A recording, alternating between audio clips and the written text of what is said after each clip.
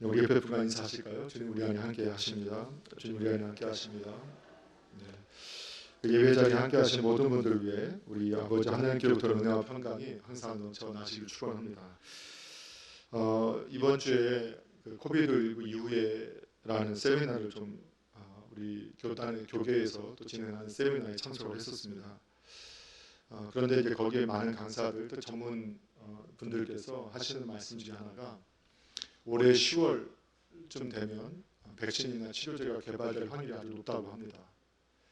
그런데 그 혜택을 누릴 수 있는 나라는 아마도 미국과 유럽 국가 그리고 중국 자체에서 개발돼서 중국 1위고 우리나라처럼 경제나 기술력이 발달한 나라가 어떤 조약을 통해서 연약한 분들을 먼저 맞히는 것을 먼저 받을 수는 있지만 전 국민이 혜택을 받을 때까지는 내년 4, 5월 달이 걸리고 그러니까 G29개 국가가 내년 4, 5월 달까지 어느 정도 이 백신이나 치료제 혜택을 받을 수 있을 것이고 그 외의 나라는 내년 말, 내후년까지도 이 코비드19의 상황들이 진행이 될 수 있다.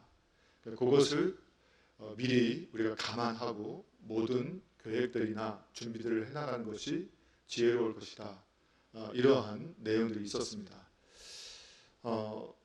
이미 우리가 진행되는 상황 가운데서 우리도 그래서 이번에 주일학교, 여름성경학교, 수련기도회를 온라인으로 좀 준비를 하고 있고 또 오늘도 지금 진행을 하고 있습니다.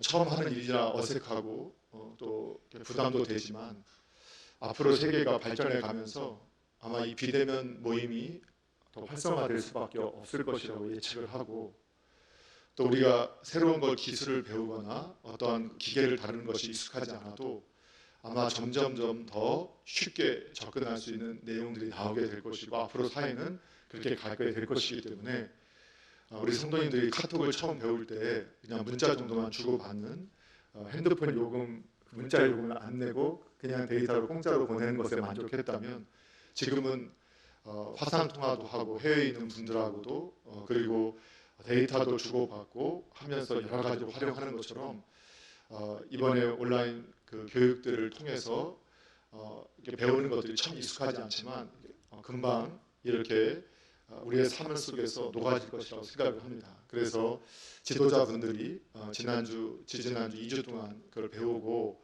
실습을 한 기관이나 구역들, 셀들이 있는 것으로 알고 있고 또 저한테 이렇게 피드백을 해주신 분도 계시고 아직 어색하지만 지금은 접속하고 함께 모일 수 있는 훈련들을 해나가고 좀 더 익숙해지면 그것을 통해서 구역 예배나 셀 인도 모임이나 그리고 성경 공부까지도 진행을 하려고 합니다. 그래서 우리 T 공동체학습 1학기가 진행이 되지 못하고 2학기 때 혹시라도 온라인 줌으로 교육을 할 수 있을까 해서 지금 T 본부에서도 이사회를 통해서 준비를 하고 이번에 7월 22일과 29일 날 우리 인도자 교육 2번을 그때 코비드로 인해서 진행을 하지 못했었는데 줌으로 비대면으로 이렇게 같은 시간에 모여서 교육하는 이러한 계획들을 진행을 하고 있습니다. 그래서 성도님들께서 계속해서 열심히 배우시고 특히 우리 교회에서는 줌으로 활용하려고 하는데 여러 가지 다른 모든 그 화상 채팅 비대면 온라인 프로그램들이 각각의 장단점이 있지만 우리가 개인 정보나 여러 가지 내용들을 이렇게 혹시라도 해킹 당할 수 있는 위험성이 있다 하더라도 이런 보안책들이나 가장 쉽게 접근할 수 있는 것이 줌이라고 판단을 해서 줌으로 진행을 하기 때문에 우리 성도님께서 줌을 좀 깔아 놓으시고 혹시 다음 주나 그 다음 주쯤에 우리 일반 성도님들 대상으로도 줌 교육을 진행할 수 있게끔 이렇게 시간을 가지려고 합니다. 그래서 관심 있는 분들은 꼭 참여해 주시고 그냥 하지 마시고 꼭 배워야겠다는 마음 가지시고 적극적으로 이렇게 참여해 주시면 감사하겠습니다. 우리가 그 창세기의 말씀을 우리가 자꾸 묵상을 하면서 그 본질에 대한 문제들을 함께 나누고 있습니다. 그래서 하나님이 어떠한 분이신가, 그분의 마음과 생각, 뜻은 어떤 것이 있고 우리를 향한 생각은 어떠신가, 우리는 어떻게 반응해야 하는가, 그 부분들을 창세기를 통해서 깊이 묵상을 합니다. 지난주에는 우리가 노아를 함께 말씀을 이미 상고하면서 노아는 은혜를 입은 사람, 은혜를 입었다는 것은 하나님께서 믿음을 주셨기 때문이다. 하나님의 계심을 믿고 그분이 자기를 찾는 사람에게, 의지하는 사람에게 좋은 것 주시는, 상 주시는 분이심을 믿고 그가 하나님의 은혜에 그 믿음을 가지고 살았다. 그리고 또 그 사명자로 살았다. 이것이 은혜를 받은 것이다 라는 것을 나누었습니다. 그리고 나서 오늘은 이제 먼저 나온 말씀 창세기 5장 28절 29절 말씀을 중심해서 아니하리라 라는 제목으로 노아의 이름의 그 의미가 어떤 의미를 가지고 있는지, 그리고 우리에게 오늘날 그 이름으로 오신 예수 그리스도를 믿을 때, 그리고 어떻게 그 예수 그리스도 안에서의 그 안위함을 유지할 수 있는지, 이 부분을 좀 더 집중해서 살펴보도록 하겠습니다. 먼저 첫 번째로는 그 노아의 이름의 의미를, 그 뜻을 함께 좀 살펴보면은 오늘 28절 29절에 라멕의 아들 노아의 그 이름을 짓는 그 내용 속에서 당시의 상황과 노아의 이름의 의미가 나옵니다. 우리 같이 다시 한번 28절 29절 함께 읽습니다. 시작. 라멕은 182세에 아들을 낳고 이름을 노아라 하여 이르되 여호와께서 땅을 저주하심으로 수고롭게 일하는 우리를 이 아들이 아니하리라 하였더라. 아멘. 그 노아가 태어날 당시에 라멕은 믿음의 사람으로서 하나님의 관점으로 이 세상을 해석하고 있었습니다. 왜 사람들이 안식을 누리지 못하고 안위함을 갖지 못하고 고통 속에서 이렇게 살아가고 있는가? 그것은 오늘 본문의 말씀처럼 여호와께서, 하나님께서 땅을 저주하셨기 때문이다. 그래서 사람이 수고롭게 일을 하는데도, 수고롭게 일을 하는데 안식을 누리지 못하고 고통 속에 있는 것이다. 자, 왜 하나님께서 원래 사람을 처음 만드실 때는 하나님께 주신 동산에서 마음껏 먹고 마시며 행복과 기쁨을 누리고 하나님의 사명자로 살도록 그렇게 하나님께 사람을 존귀한 존재로 만들어 주셨는데, 사람은 오히려 고통 속에서 의식주를 해결하기 위해서, 생명을 연장하기 위해서 고통 가운데 노동을 해야 하고 그 대가로 반드시 생명을 유지해가는 이러한 고통스럽고 비참한 삶에 놓이게 되어 있는 것을 라멕은 정확히 보고 있었습니다. 그러면서 왜 여호와께서 땅을 저주하셨는가? 그 이유가 바로 사람에게 있는 죄의 악으로 인한 것이라는 것을 분명히 깨닫고 있었습니다. 그래서 그 죄악에 하나님이 땅을 저주하셨고 심판하셨고, 죄악에 대한 심판하셨고, 하나님의 형벌로 사람은 극심한 고통 가운데, 영적 육체적 비참한 가운데 살아가면서 참된 안식, 평안, 행복, 기쁨을 누리지 못하고 있었습니다. 그래서 이 라멕은 믿음의 사람으로서 그 아들의 이름을 지을 때 어떻게 이름을 지었느냐? 노아라고 이름을 지었는데, 그 노아의 뜻이 뭐냐? 아니하게 하다라는 의미입니다. 아니하다.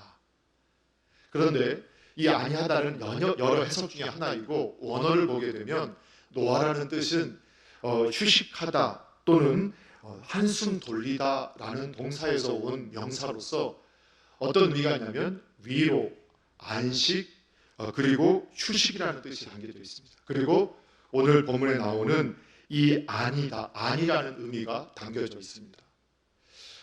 이처럼 이 라멕은 그의 아들이 믿음으로 이 하나님의 선한 뜻을 이루는 일에 쓰임받는 그러한 믿음의 아들이 되기를 원해서 이 땅 가운데 저주로 고통받는 이 땅 가운데 안위함을 주는, 그리고 안위자가 되는 안위함을 이렇게 선포할 수 있는 사람을 살기를 원하면서 노아라는 이름을 지었던 것을 우리가 보게 됩니다.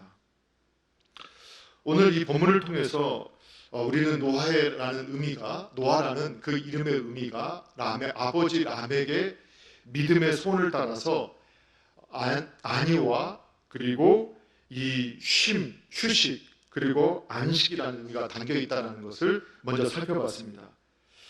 그런데 우리가 이게 위로라는 의미도 담겨져 있는, 위로라는 것은 그 어떤 사람이 고생을 많이 하거나 슬픔을 당했을 때 그것을 공감한다라는 표시를 하거나 아니면 격려할 때 위로한다라고 표현을 합니다. 그런데 아니라는 표현은 조금 다르게 느껴지죠.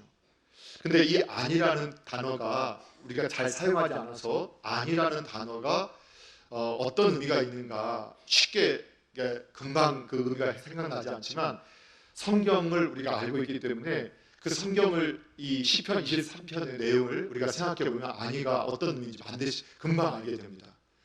여러분 시편 23편에서 다윗이 내가 사망의 음침한 골짜기를 다닐지라도 해를 두려워하지 않을 것은 주의 지팡이와 막대기가 나를 안위하시나이다.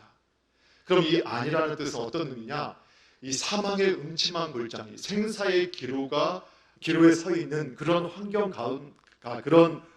가운데서도 그 마음이 안심되고 평안을 누리는 상태가 아니라는 상태입니다.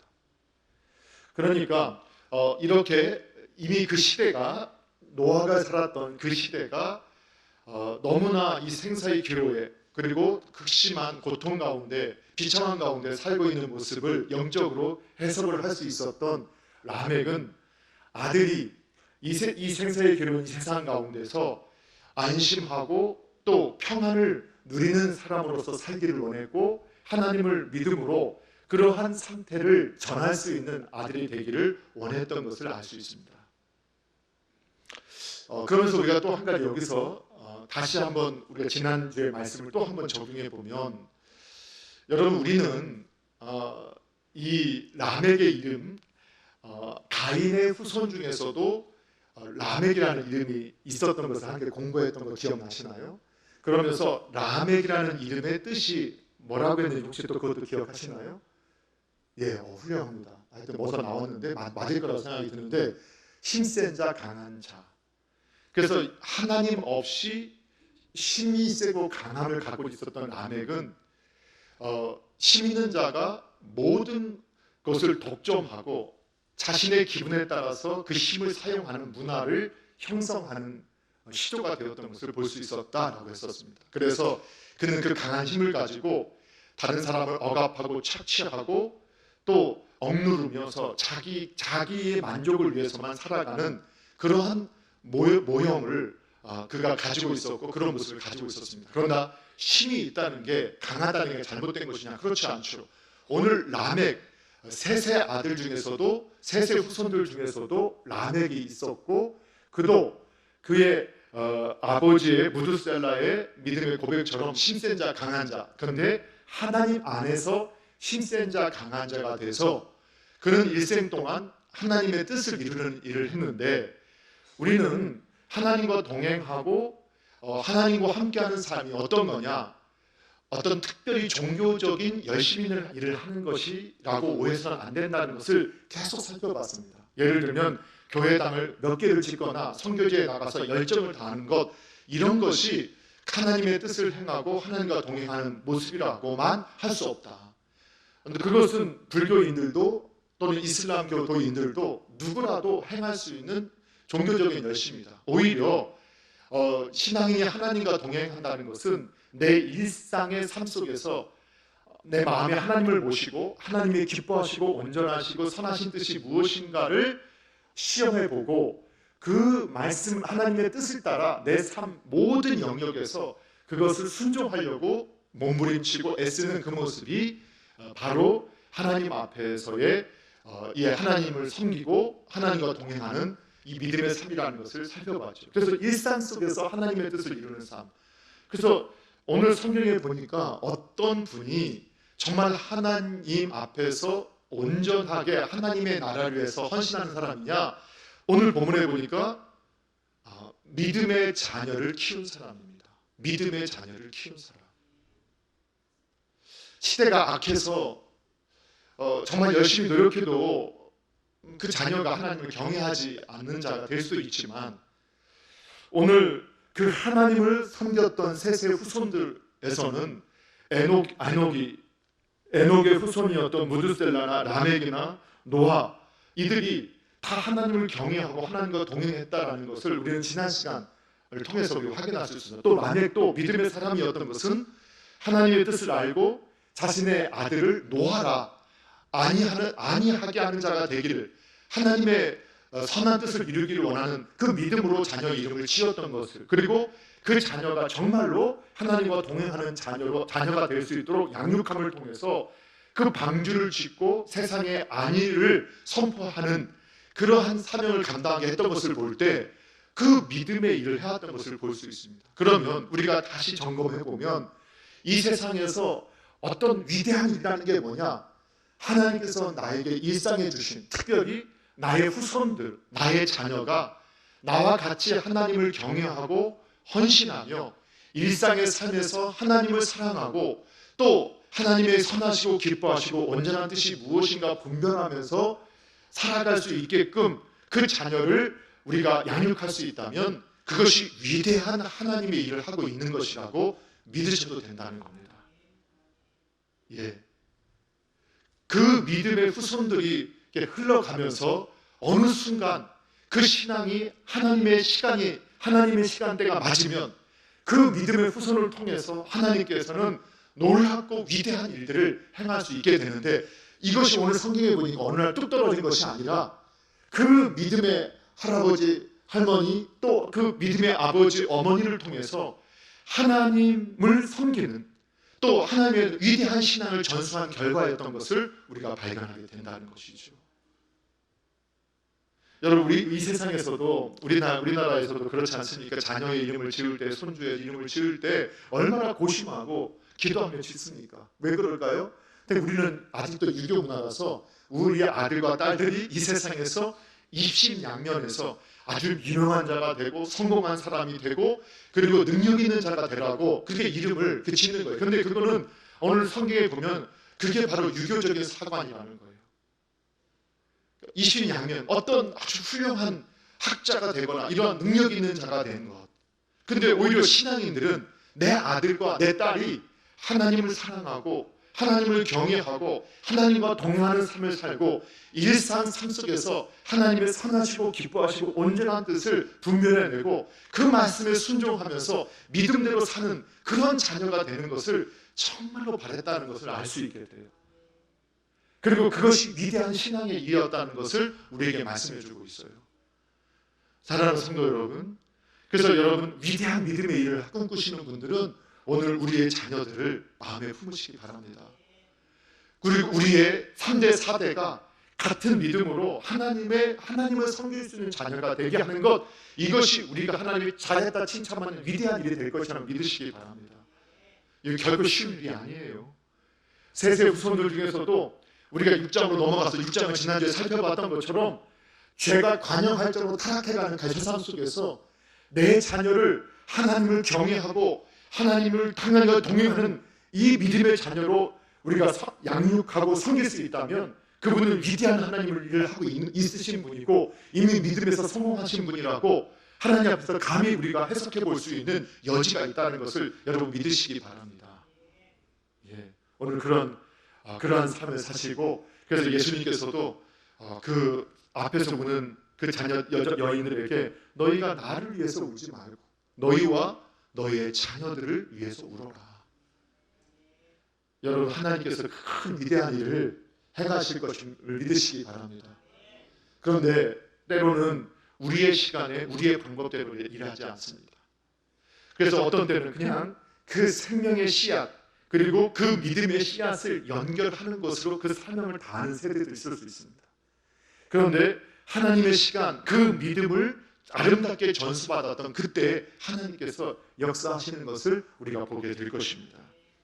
사랑하는 성도 여러분, 오늘 저와 여러분이 이처럼 라멕이 그 하나님께 주신 힘과 그 강함, 그 권위를 가지고 그 아들 노아를 이 땅의 그 저주, 이 땅의 그 고통을 해결할 수 있는 하나님의 도구로 사용되기를 원하면서 그 이름을 지었던 것처럼 오늘 우리도 이 땅 가운데서 하나님의 뜻을 이 땅에 증거하고 참된 안위자로 또 위로자로 또 평안을 주는 자로 안식을 베푸는 자로 이렇게 이 땅 가운데 사명으로 승리할 수 있게 되기를 주님의 이름으로 축원합니다.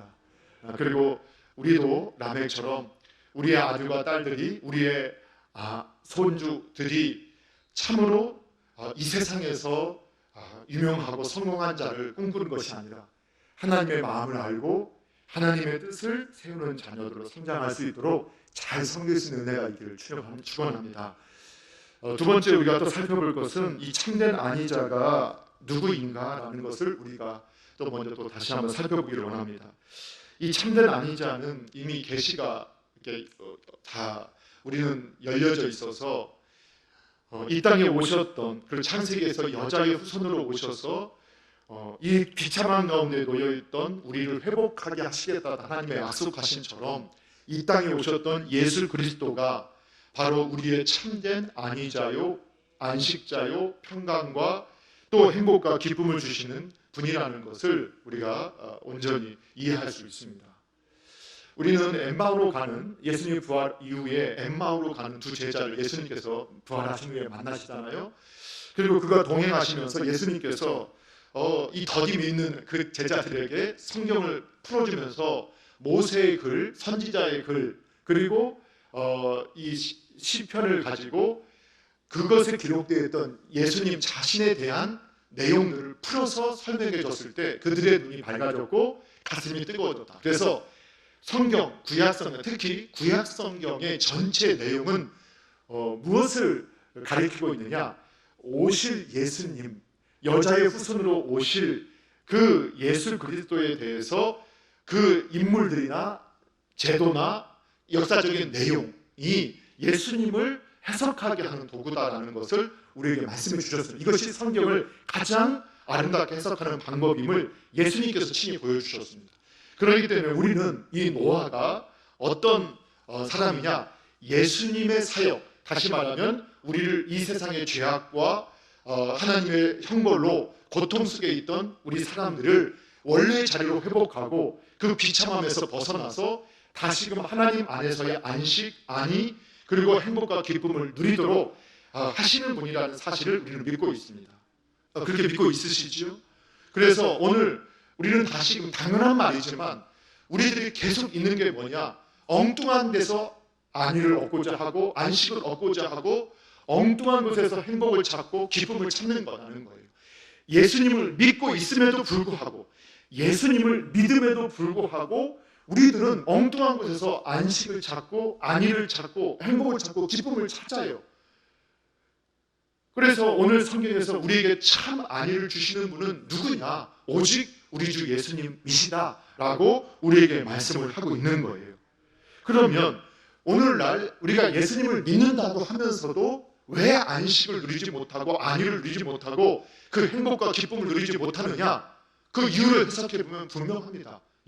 그 마음에 하나님이 안 계시기 때문에 그래요. 예수님이 안 계시기 때문에 그래요.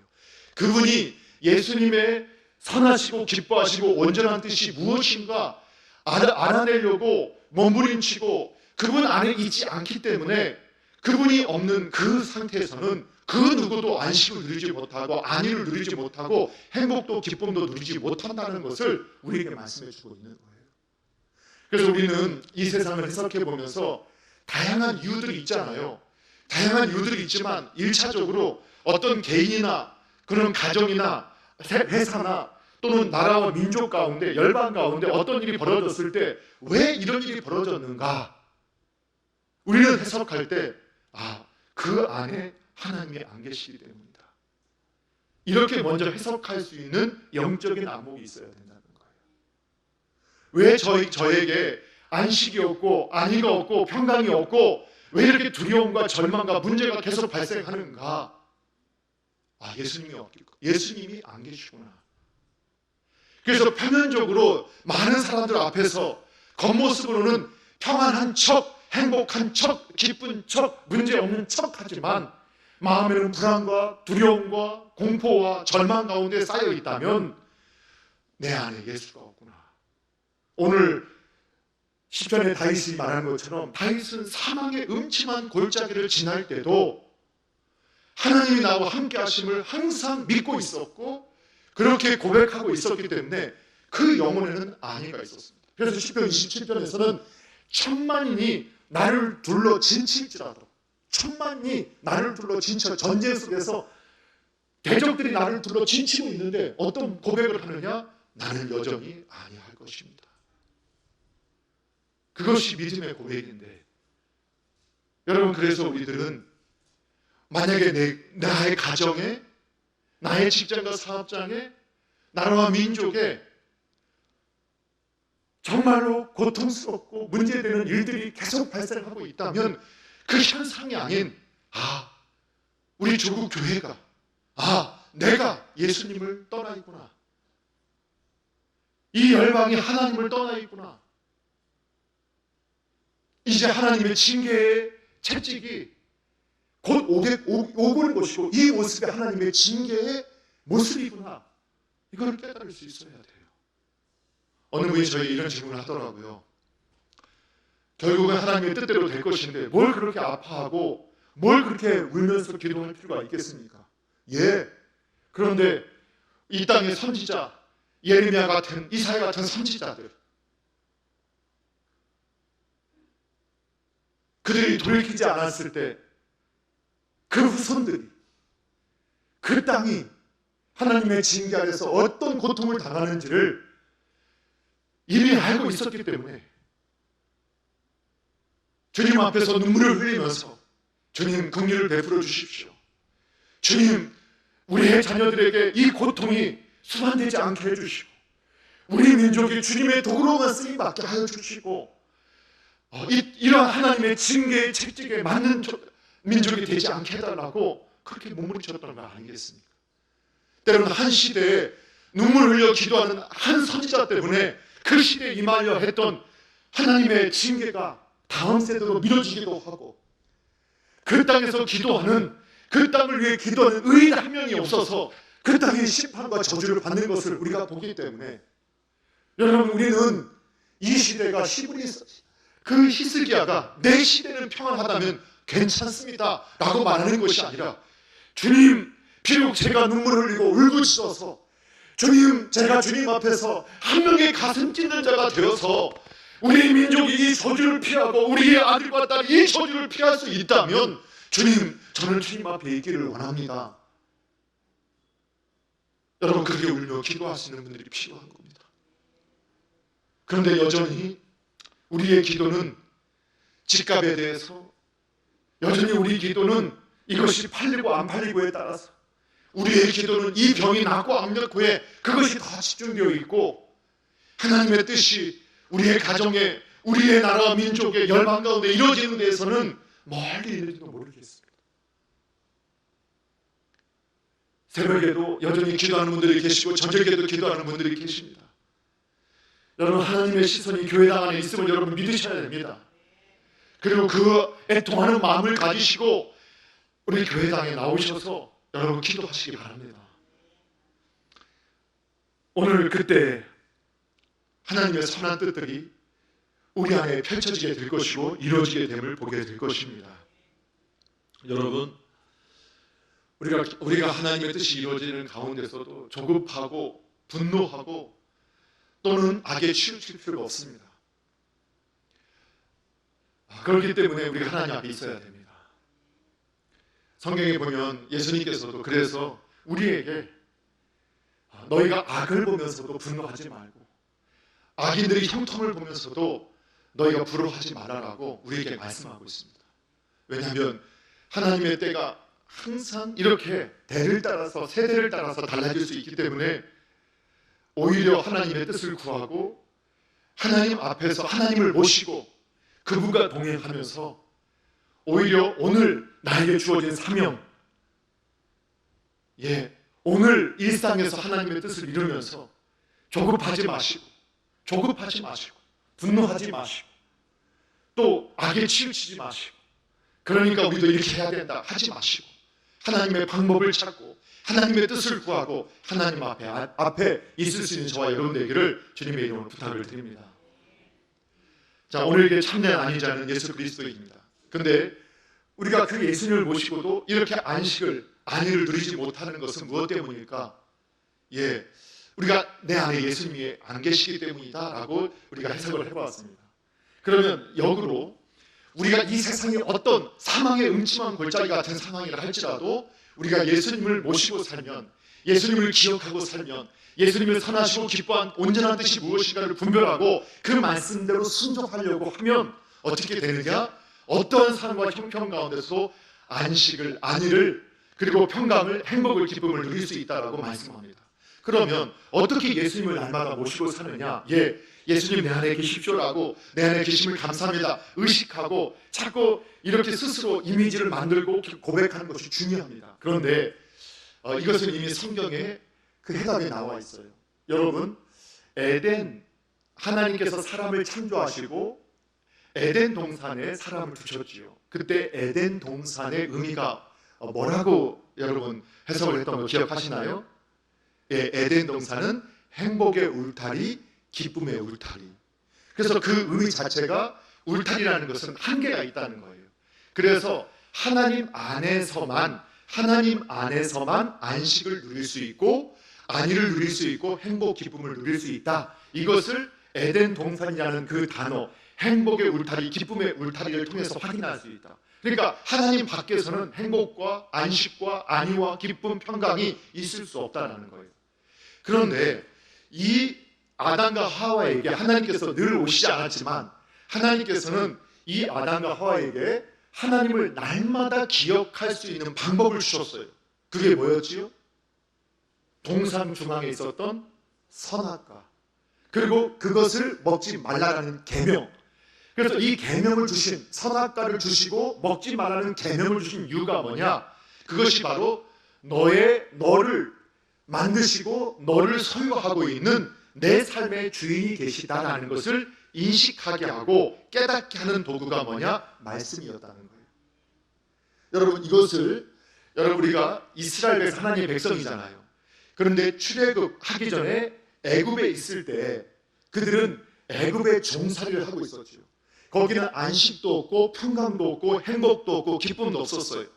그들은 단지 이 육신의 생명을 유지하기 위해서 애굽의 종이 되어서 하루 종일 고된 노동을 하고 그렇게 시간을 보냈는데 점점 고통이 심해지니까 그들이 하나님께 울부짖을 때 하나님이 그들의 기도하는 소리를 들으셨다라고 성경이 말씀을 하고 있어요. 그런데 그때는 안식이 있었나요? 하나님께 이미 선택받은 백성이었지만 애굽에서 종살이 하고 있으니까 늘 그 생명을 유지하기 위해서 노예처럼 일해요. 그런데 나중에 그들이 그때 이 세상에서 고기를 먹었던 기억, 그렇게 노예로서 학대를 받으면서 일하면서 먹었던 그 마늘과 부추를 기억하면서 그때가 좋았는데 그렇게 말을 하는 것을 우리가 보게 되잖아요. 그러니까 사람들이 얼마나 자신들이 이 노예로서 비참하게 살고 있는 것을 지금 모르고 있었던 거예요. 그런데 하나님께서 이스라엘 백성들을 6월절 어린 양의 피로, 그리고 이 홍해를 건너면서 세례를 통해서 영적 은혜를 주시면서 광야로 인도하면서 그들은 자유민 하나님 백성이 되어지게 됩니다. 자, 그리고 나서 하나님께서 그들을 시내산에 데려가시죠. 거기서 하나님께서 이제는 노예가 아니라, 이제는 종이 아니라, 이제는 자유민 하나님의 백성이 된 백성, 그 하나님의 백성들에게 하나님께서 시내산에 주셨던 것이 뭐가 있었지요? 계명이었죠. 십계명. 그러면 십계명은 신명기 10장 13절에서 뭐라고 말씀하신다고요? 오늘날 너희의 행복을 위해서 주께서 주신 이 율법을 지키면, 여러분, 하나님께서 계명을 주신 이유는 분명해요. 오늘날 너희의 행복이에요. 자꾸 마귀는 하나님께서 주신 이 율법, 계명을 우리를 억압하는, 울타리를 외쳤어. 우리를 정말 사랑하면 울타리를 없애야지 라고 말하지만 진정한 행복은 울타리 안에 있다는 것을 우리에게 거듭 하나님께서 말씀해 주신 거예요. 그렇죠? 그래서 그 하나님의 말씀, 계명을 우리가 마음에 담고 있으면 우리 예수님이 내 안에 계신 것이요 하나님이 내 안에 계신 것이라는 것을 여러분 믿으셔야 됩니다. 그래서 오늘날 우리는 하나님은 말씀이시고 말씀으로 인한 역사하시고 말씀이 내 안에서 작동하기 시작하면 예수님이 내 안에 계신다는 것을 확인할 수 있게 됩니다. 그런데 특별히 이 안식일에 대해서 하나님께서 안식일에 대해서 이미 십계명 속에서도 너희가 그 안식일을 기억하고 거룩하게 지키라고 우리에게 명령을 주셨어요. 그러면 특별히 이 안식일을 거룩하게 지키는 사람이 오늘 진정한 안위와 행복을 누릴 수 있는 그 길에 갈 수 있다는 것을 또한 보여주고 있어요. 자, 그래서 오늘 간략하게 다 아는 내용이라서 왜 하나님께서 안식일을 지키게 했느냐? 먼저는 창세기 2장 3절에 하나님께서 만물을 창조하시고 그날을 복되게 하셨다. 복 있는 날을 안식일로 만드시고 그날을 거룩하게 구별하셨기 때문에 너희가 안식일을 지켜야 된다. 그것을 하나님이 안식하셨다. 그래서 안식일은 복된 날이에요. 그런데 에덴 동산에 있을 때는 매일의 삶이 안식이었어요. 그렇죠? 그런데 쫓겨난 이유, 에덴에서 쫓겨난 이유는 안식이 없었어요. 그리고 그들이 노예로서 살 때도 안식이 없었어요. 그런데 하나님께서 이스라엘 백성들에게 출애굽하고 난 이후에는 안식일을 기억하여 지키라고 하셨어요. 왜? 그럼을 통해서 첫 번째 우리를 만드시고 우리를 소유하고 계신 그 하나님을 섬기라는 것이에요. 그 하나님을 섬기라. 그래서 출애굽기 20장 11절에 너희가 하늘과 땅 바다 그 가운데 모든 것을 만드시고 쉬셨던 하나님 여호와가 그 안식을 복되게 하며 그 날을 거룩하게 하였기 때문에 그 창조주 하나님을 기억하면서 레위기 24장 3절에 보면 그날은 이 안식일이니 성의 날이다. 그래서 안식일은 그냥 쉬는 날이 아닙니다. 어느 분이 이렇게 말해요. 저는요 주일날 더 피곤해요. 주일날 쉬는 날이라 해서 교회 와서 예배드리고 봉사하고 나왔더니 피곤하고 일하지 말라겠는데 나는 일만 하다 가는 것 같아요. 여러분, 이날은 일하지 않는 날이 아니라 성회로 모이는 날입니다. 그래서 이 날을 안식일을 성회로 모이라고 했고 그 날을 너희가 구분하여 지키라고. 그러면서 창조주 하나님 나의 삶의 주인이 있음을 기억하며 지키라. 그런데 이것은 출애굽기 1세대에게 주셨던 말씀이고 2세대에게 신명기 5장 15절에서 뭐라고 말씀하고 있냐면 너는 기억하라. 네가 애굽 땅에서 종이 되었더니 너의 하나님 여호와가 강한 손과 편팔로 거기서 너를 인도하여 내었다. 그러므로 너의 하나님 여호와가 너에게 명령하여 안식일을 지키라고 하셨다. 왜 우리가 안식일을 지켜야 되느냐? 하나님이 종되었던 우리를 구원해 내주셨기 때문에, 구속을 우리를 구원해 주셨기 때문에 이제는 종이 아니라 자유민이기 때문에 이 안식일을 지키라는 거예요. 역시 성회로 지키라는 거예요. 여러분, 저와 여러분이 그렇게 지켜야 될 줄로 믿으시기 바랍니다. 자, 그리고 이날은 어떻게 지켜야 되느냐? 자꾸 아무 일도 하지 않는다고 생각하는데 그렇지 않습니다. 누가복음 6장 5절 이하에 보면 예수님께서는 인자는 안식일의 주인이다. 안식일의 주인이 누구라고요? 예수님. 그래서 예수님께서 너희가 안식일날 선을 행하는 것과 그렇지 않은 것 어떤 것이 더 옳은 것이냐고 물어보시죠. 그럼 우리는 이제는 선이라는 게 뭔지 알죠? 생명을 살리는 일, 하나님의 기뻐하시고 온전하시고 선하신 뜻을 행하는 일이라면 선한 일이에요. 그래서 성회로 모이면서 하나님이 선하시게 여기는 일을 행하는 것은 이날 우리가 해야 할 일인 줄로 믿으시기 바랍니다. 물론 그 해석을 선한 일이면 이 세상의 윤리적인 도덕적인 이런 일을 의미하는 게 아니라는 걸 여러분 꼭 기억하시고 그걸 지켜나가야 됩니다. 자, 그런데 문제는 여기 있어요. 사실 좀 시간이 걸려도 오늘날 이 신천지나 하나님의 교회 같은 이단들이 얼마나 횡행하고 있는지 몰라요.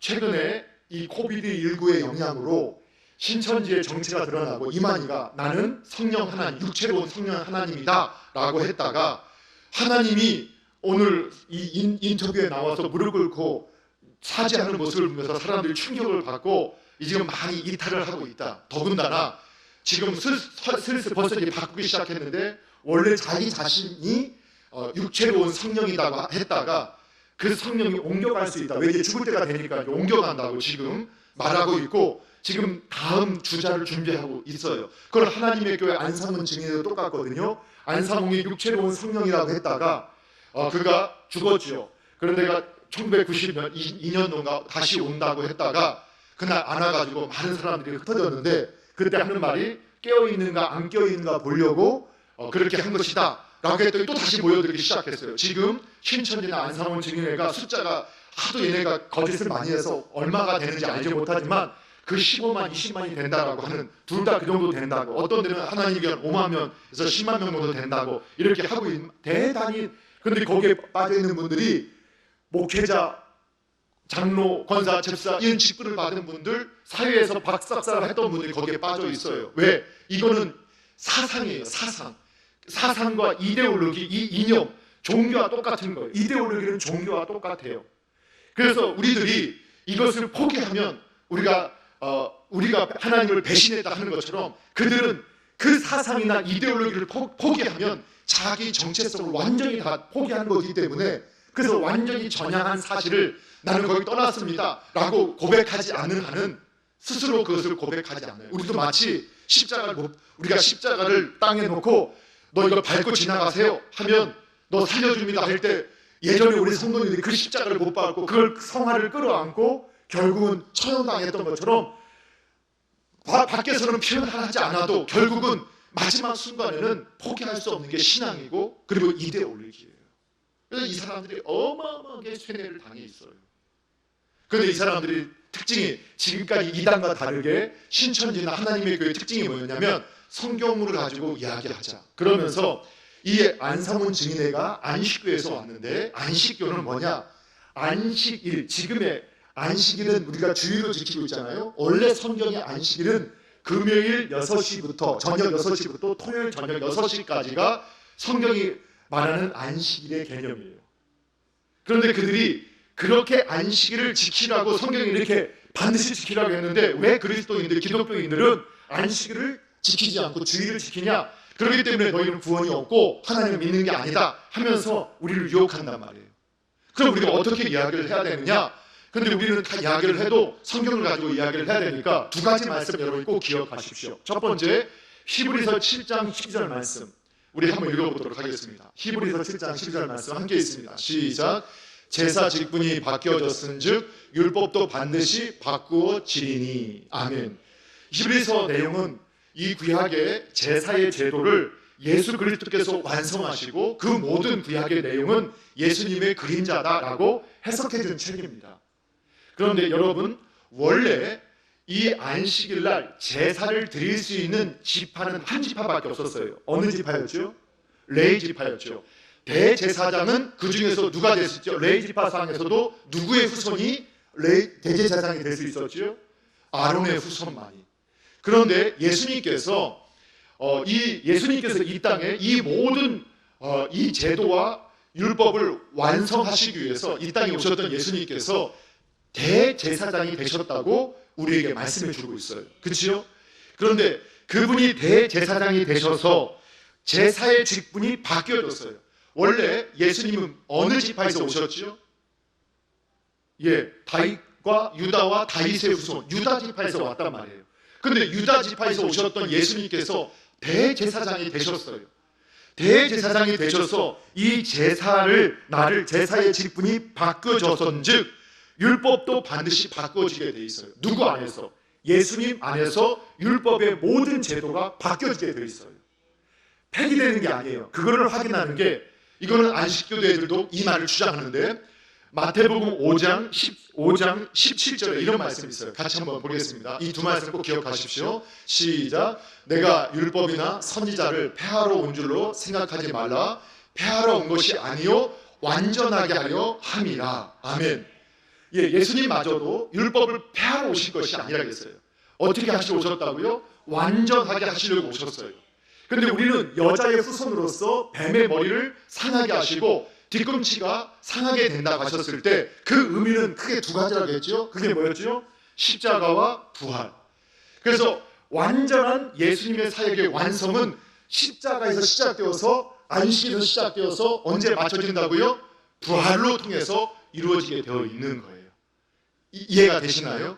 그래서 하나님은 이 완전한 그 예수님은 부활을 통해서 모든 하나님의 율법을 완성하셨고, 그분이 대제사장이 됨으로 제사의 직분이 바뀌어지게 되었고, 또 율법도 바꾸어지기 때문에 이제는 우리가 성전 제사를 드리는 게 아닙니다. 만약에 안식교들이나 이런 교도들이 하는 말을 들으면 그러면 지금도 금요일날 성경 그대로 안식일을 지키라고 율법 그대로 지키라고 한다면 금요일날 6시 오후 6시부터 토요일 오후 6시까지 전까지 안식일로 지켜야 되고 반드시 목사는 누가 돼야 되느냐? 이스라엘인 중에서도 레이지파 사람만이 되어야 된다. 왜? 한 번도 하나님 바꾼다고 말한 적이 없어요. 유대인들은 지금도 레이지파 사람만 제사장을 해요. 만약에 안식일이 바뀌지 않았다라고 너희들이 주장한다면 그대로 성경대로 지켜야 된다면 그렇게 지켜야만 되는 거예요. 그리고 예루살렘에서만 제사를 드려야 돼요. 예, 오늘 그것을 동일하게 말씀하고 있다는 거예요. 그러나 오늘 예수님이 유다 지파로 오셔서 대제사장이 되셔서 율법을 완성하셨고 율법의 제도를 바꾸셨기 때문에 이제 오늘날 예수님을 믿는 하나님의 백성들인 저와 여러분 중에서 하나님의 특별하게 또 하나님께서 그 역할을 직임을 따라서 사람들을 세우시고 각각의 역할을 따라서 오늘날 예루살렘 성전이 아닌 각각의 하나님이 정한 예배당 처소, 여기에 하나님이 부르신 교회가 함께 모여서 정한 시간 주일날 함께 모여 하나님을 예배할 때 그것에 하나님이 임재하신다는 것을 믿으시기 바랍니다. 그래서 또 한쪽으로는 이런저런 안식일을 토요일을 지켜야 된다라고 하는 분들이 계신 반면에 또 이상한 분들은 다 안식일은 다 폐해졌고 이제는 안식일 완성이 됐기 때문에 에덴 동산에처럼 아무 때나 예배하면 되는 곳이고 우리가 따로 모일 필요 없다, 그렇게 속이는 분들이 있어요. 그러나 오늘 출애굽 이후에 이스라엘 백성들은 하나님께 훈련을 받으면서 매 안식일마다 안식일을 지켰어요. 천국 가기 전까지 우리는 이 땅에서, 그래서 신약시대의 사도들도 안식일이 지난 주의 날, 주님의 날에 함께 모여서 하나님을 예배하고 섬기며 하나님 앞에 있었던 것을 보게 돼요. 그것이 온전한 하나님의 뜻인 줄 믿으시기 바랍니다. 그래서 누가 무엇 하고 하더라도 주의 날을 주님의 날로 고백하고 구약의 신약의 의미를 다 살려서 우리를 창조하신 예수 그리스도, 나를 소유하고 계신 나의 주 되시는 하나님 예수 그리스도를 내가 항상 인식하고 그분이 나를 구원하셨음을 기억하면서 그분을 예배하고 그분을 섬기는 그러한 날로 오늘을 살아갈 때 그분이 온전한 안식일 주일을 지키는 분인 줄로 믿으시기 바랍니다. 그리고 성경에 8이라는 숫자가 있어요. 이 8이라는 숫자는 어떤 의미를 갖고 있느냐? 여러분, 재창조의 숫자예요. 8은 무슨 숫자라고요? 재창조. 그래서 성경에 보면 안식일이 지난 7일째가 지난 8일날, 제8일날, 안식 후 첫날 8일째가 되는 날 예수님이 부활하심으로 재창조를 하게 된 거예요. 그래서 고린도후서 5장 17절에 누구든지 그리스도 예수 안에 있으면 새로운 피조물이라, 이전 것은 지나갔으니 보라 새 것이 되었도다. 부활의 예수님을 모셨을 때만이 새로운 피조물이 되어지는 거예요. 그것을 성경이 우리에게 말씀해 주고 있는 거예요. 자, 이것까지 우리가 정리를 하고 이제 마무리하겠습니다. 사실 여기까지 안 나와도 되지만 우리가 조금 시간이 가더라도 말씀을 제대로 정돈해서 악한 것에 미혹되지 않기를 주님의 이름으로 축원합니다. 자, 그러면 오늘 말씀을 정리합니다. 오늘 라멕은 그 시대를 하나님의 시각으로 해석할 수 있었고 그 아들을 이 땅에 하나님의 안위가, 진정한 평화가, 평강이, 안식이, 위로가 있기를 원하면서 그 아들의 이름을 노아라고 지었고 그 노아는 그 이름대로 아버지의 그 믿음의 그 기도대로 또는 그 믿음대로 이 땅에 안위를 선포하고 또 안위자로서 그 이 땅의 삶을 살아갔던 것을 우리에게 보여주었습니다. 그래서 우리는 적용으로 우리가 이 세상에서 하나님과 동행하던 가장 위대한 신앙의 일 중에 하나는 하나님의 때가 어느 때인지 알지 못하지만 하나님께서 나에게 주신 그 생명, 우리의 아들, 딸들이 하나님을 알고 섬길 수 있게 하는 일이 가장 위대한 신앙의 일이라는 것을 여러분 기억해야 한다라고 우리가 적용점도 생각해 보았습니다. 자, 그리고 이 땅의 참된 안식, 노아가 보여주고자 했던 인물, 우리 주 예수 그리스도, 그분이 이 땅에 오셔서 그분은 율법을 폐하러 오신 분이 아니라 완성하신 분이고 이 땅의 대제사장이 되셔서 그분이 창조주 하나님이심을 성경 우리에게 말씀하시고 또 그분이 우리를 구속하신 구속자이심을 말씀하면서 구약의 의미 그대로 우리는 우리 삶의 주인이 되심을, 나의 소유주가 되심을, 그리고 나를 구속하신 그분을 기억하면서 오늘 주님이 부활한 제8일 부활의 날, 주의 날에 온 백성이 하나님께서 정한 장소, 그 교회당에 그 교회가 함께 모여서 함께 하나님의 말씀을 배우고 하나님의 말씀 속에서 그분을 예배할 때 그분이 그곳 가운데 임재한다는 것을 믿으시기 바랍니다. 그리고 이 부활의 날이 첫날이 되어서 이제 그 안식 가운데 거한 성도가 그 말씀을 가슴에 품고 이 땅에 나아가서 이제는 좋은 교회에 머물러 있는 것이 아니라 이 세상에 나아가서 참 교회로서 주님의 영광을 드러내고 주님의 안위와 평강을, 위로를 이 땅에 드러내는 그 사명자로 살아가야 된다는 것을 믿으시기 바랍니다. 이것이 오늘 노아에게 주셨던 아니하리라는 그 뜻이라는 것을 기억하시고 그 사명을 감당하는 저와 여러분 되기를 주님의 이름으로 축원합니다. 기도하겠습니다. 하나님 아버지 감사합니다.